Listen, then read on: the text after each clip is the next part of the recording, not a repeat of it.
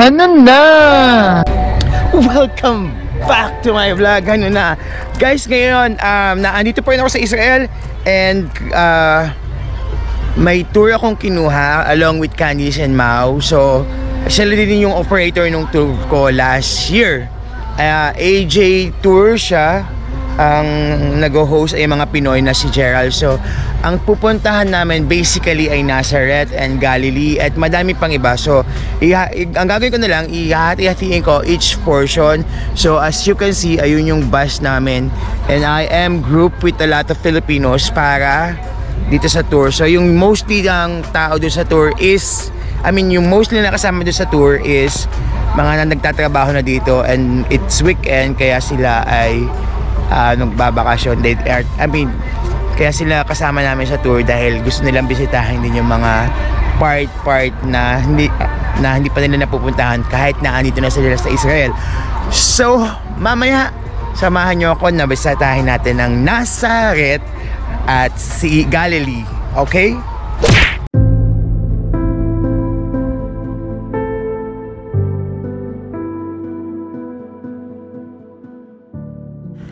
Mount Frepesis is located just outside the southern edge of Nazareth, 2 kilometers southwest of modern city center.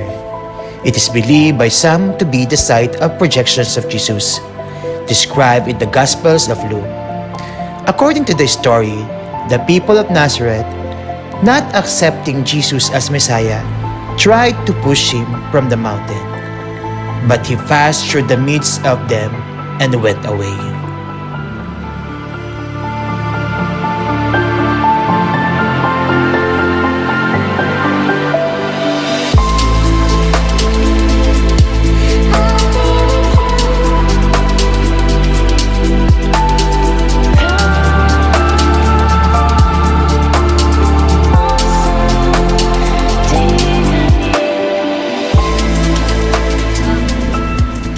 So, first stop natin ngayon ay nandito tayo sa Mount Precipitation or Mount Precipitations or something. Yun lang ang nabasa, precipitation pwede. Anyway, dito yung site where as si Jesus daw yung ni-reject ng tao bilang Messiah. So, instead of just rejecting, they try to push Jesus Christ dun sa cliff ng mountain. So, I'll show you around later pag medyo nandito na yung aming guide kung saan kami dapat pumunta. So, as of the moment, naandito lang kami sa pit stop kung saan lahat ay nagbe-breakfast. And our bus is right there. Tapos, ayan yung mga tao na nakain. So, basically, breakfast lang. And I'm having my coffee right here.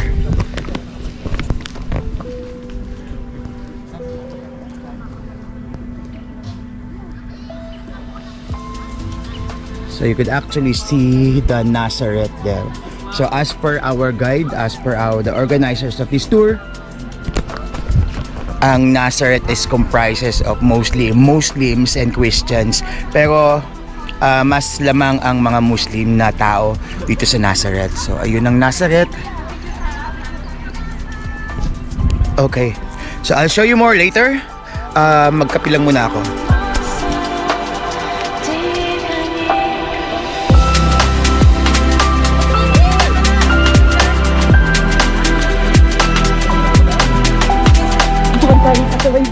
So, finally made to the top of Mount Precipice. Dito nga daw siya tinulak dapat ina-attempt na itulak si Jesus Christ. So our guide is calling us para lang magpa-picture ng group picture. So might as well go with it. But here you know Uncle!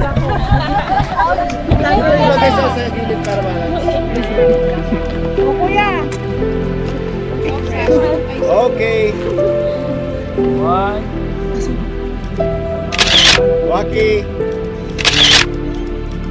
Dami.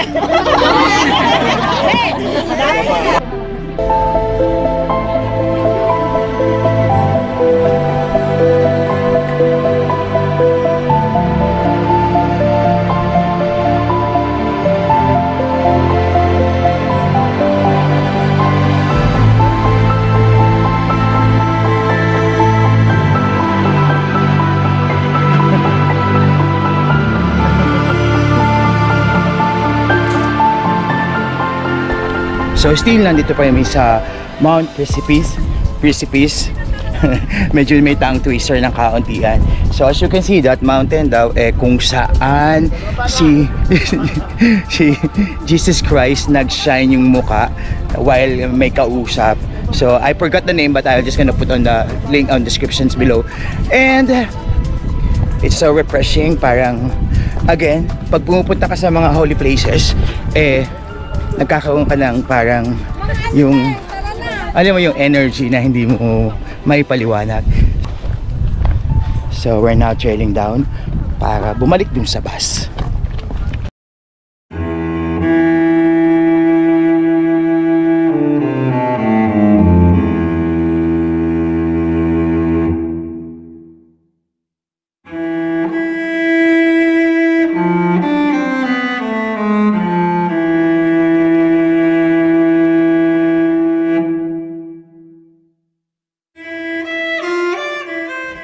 Basilica of Annunciation, also known as Church of Annunciation, is a Catholic church in Nazareth.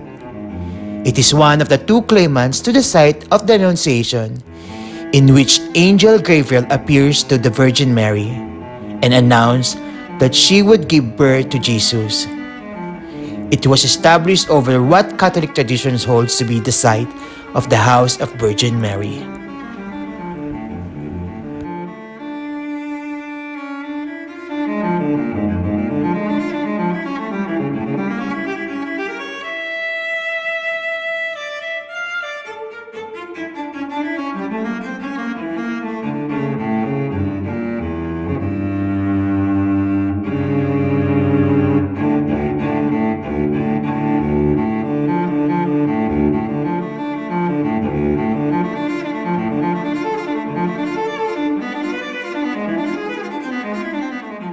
So, second stop na andito kami sa Church of Annunciations or Basilica of Annunciations. This is one of the biggest basilica daw. I'm not really sure if sa buong Israel or buong Middle East. Ano ba yung meron dito sa Basilica of Annunciation?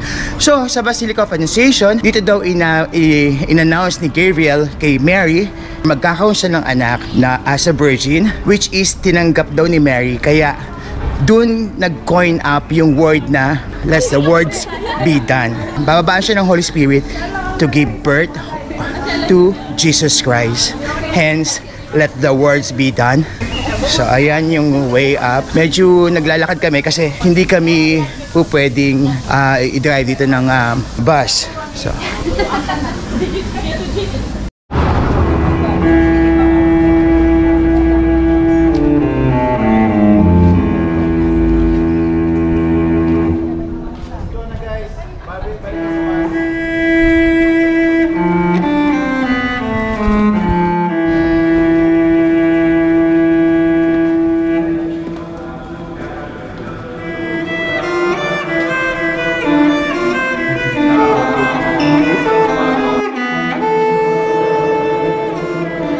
the Basilica of Annunciations enjoys the status of minor basilica, a historically significant site considered sacred within some circles of Christianity, particularly Catholicism.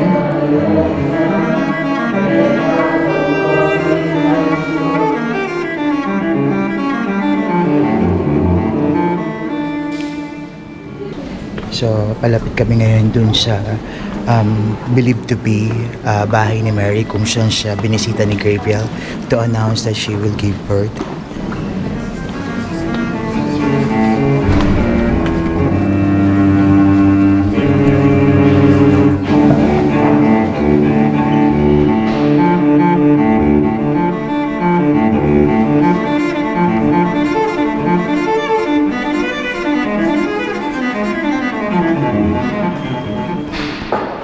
Ngayon, paakyat naman kami dun sa second floor ng church kasi medyo may dami pa din dun na pwedeng makita. As you can see, so humbling experience na again, every time na bumivisit ka dun sa part ng holy places, nagkakaroon ka ng chill, magaan sa pakiramdam. So as of the moment, nandito ako sa second floor. So pakita ko muna sa inyo yung second floor ng simbahan na ito. The basilica attracts many Catholic, Anglican, and Eastern Orthodox Christians visitors every year. The current Catholic Church is a two-story building finished in 1969 over the site of the earlier churches. The lower church level contains the grotto of the Annunciation, believed by many Christians to be the remains of the original childhood home of Mary. The upper church level contains the number of images of Mary, mainly mosaics, each from a different county with significant Catholic population.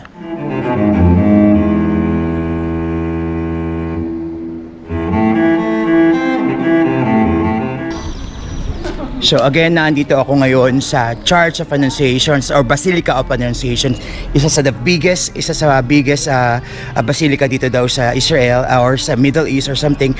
Ito yung kung saan binisita ni Angel Gabriel si Mary para i-announce sa kanya na magkakaroon siya ng anak through the Holy Spirit, which is tinanggap ni Mary na yes, ang sabi niya ay let the word be done or from words to flesh. So medyo humbling experience, ayos na ayos pa rin. So right now, nandito nga din ulit ako sa Nazareth Basilica of the Annunciation.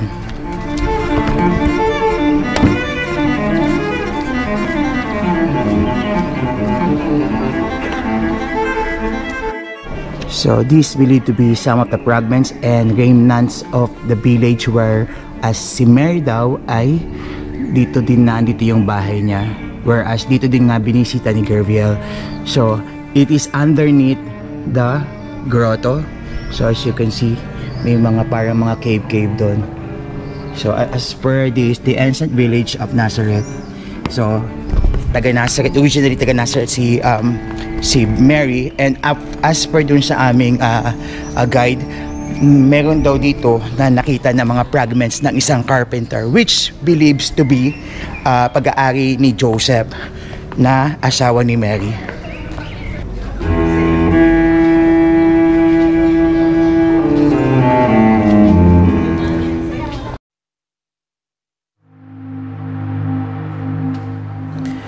Cana Church, or popularly known as Wedding Church, is a religious building of the Catholic Church located in a central part of the town of Cana at the Lower Galilee.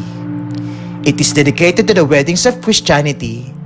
Its name commemorates the event of the wedding at Cana, from the Gospel of John, true by some Christians to have taken place on the site during which Jesus performed his first miracle by turning water into wine at the request of her mother, Mother Mary.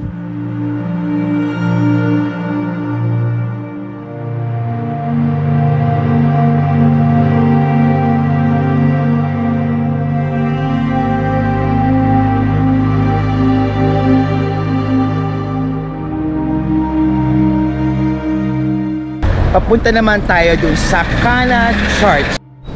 So nandito na rin kami sa passage ng going to Cana Church. Kaya gaya ng sinabi ko, ito yung believed to be the place where Jesus Christ ginawa niya yung kauna-unahan niyang miracle by turning the water into wine.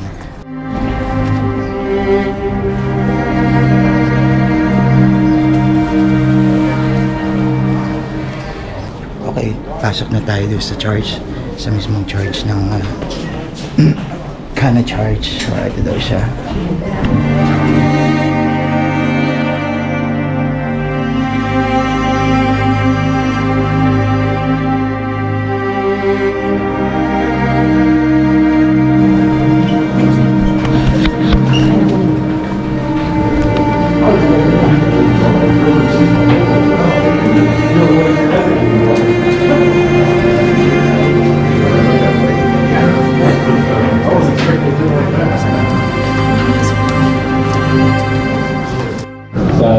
So, behind me is daw yung isang mga unearthed na jar, whereas they believe that meron pa siyang remnant ng mga wine na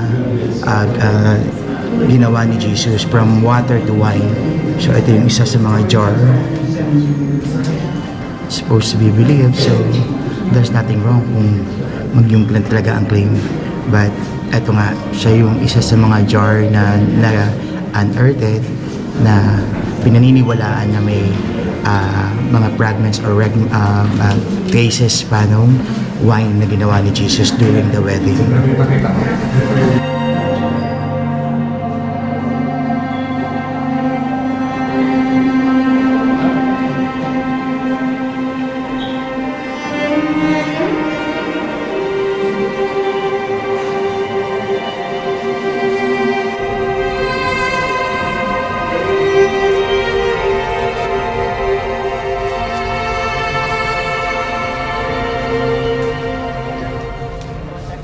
Madalian lang. So, dito daw sa Cana Church, si Jesus Christ and Mary was invited sa isang wedding. However, during the process of the wedding, naubusan sila ng wine.